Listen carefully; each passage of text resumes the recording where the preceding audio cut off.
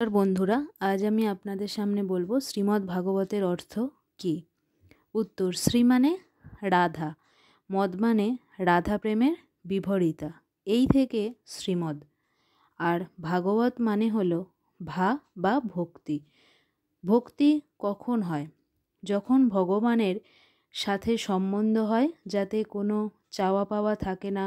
অনেক সময় ভক্ত বড় মালা আনলো ভগবানের জন্য, আর সামনে দিল বিরাট চাহিদার তালিকা, এটা তো ভক্তি নয়। একজন বৈষ্ণবকে একজন ভক্ত প্রশ্ন করল, ভক্তি কোথা থেকে শুরু হয়? তখন তার উত্তরে বৈষ্ণব বললেন, তোমার ঘরে কয়জন সদস্য?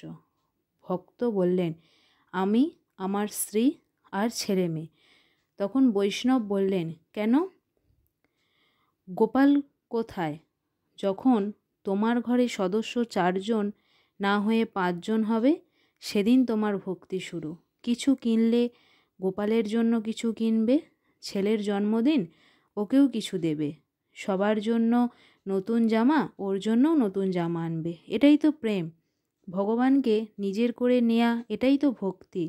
গোপীদের মাখনে কী ছিল যা তোমার মাখনে নেই? তুমি বলতে পারো স্বাদে ভালো ছিল, তা নয়, মাখনে ছিল প্রেম। ভাগবত মানে জ্ঞান।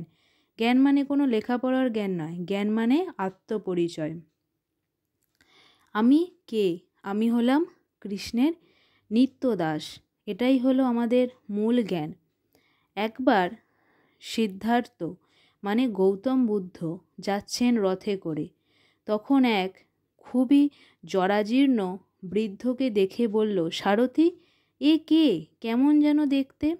সারথি বলল, রাজকুমার, এটা আমাদের বৃদ্ধ অবস্থা, যে অবস্থায় আমরা একদিন আসব। যেতে যেতে এক মৃতদেহকে দেখে সারথি বলল, এটা হলো জীবনের চিরন্তন সত্য। সিদ্ধার্থ বললেন, আমি কে তা এখনও খোঁজা হলো না। খুঁজিতে চলল। সিদ্ধার্থ হলেন গৌতম বুদ্ধ। ভাগবত মানে হলো বৈরাগ্য। সংসার ছেড়ে চলে যাওয়া বৈরাগ্য নয়।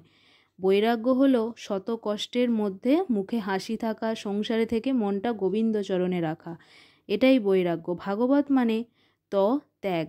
কি ত্যাগ করতে হবে? হরিবিমুখ জনকে ত্যাগ করতে হবে। যার মুখে গোবিন্দ নাম নেই, সেজনকে ত্যাগ করতে হবে। শ্রীমদ্ ভাগবত হলো ভগবান শ্রীকৃষ্ণের মূর্ত বিগ্রহ। জয় শ্রীকৃষ্ণ চৈতন্য প্রভু নিত্যানন্দ, শ্রী অদ্বৈত গদাধর শ্রীবাসাদি গৌর ভক্তবৃন্দ।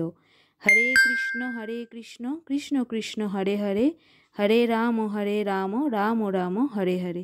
জয় গৌর নিতাই।